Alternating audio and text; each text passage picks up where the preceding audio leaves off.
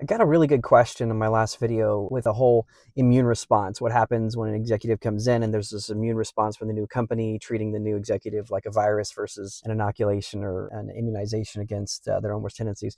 And the question was, well, how do you know if it's the change is just doing for change's sake? How do you know if it's based on ego or evidence? That's a great point. All the changes, they have to be based on evidence and not ego. They can't just be making change for change's sake. They do have to listen. Executives, when they come in, they do have to listen and learn before they try to do anything else.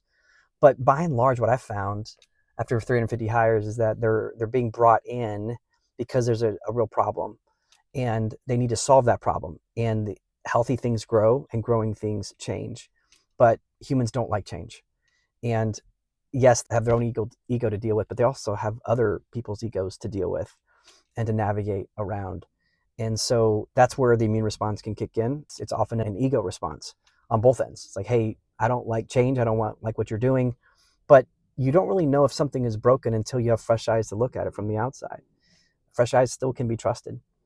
And it's worth it to listen and to adapt, even if there is that initial ouch feeling of bad news. It's worth it, I found, to listen and to test it. Is it based on evidence? The best idea can come from anywhere, but it's often what I found, it's the fresh ideas are coming from outsiders. And that's where people can really either have that ego response and that immune response, or they can adapt and win.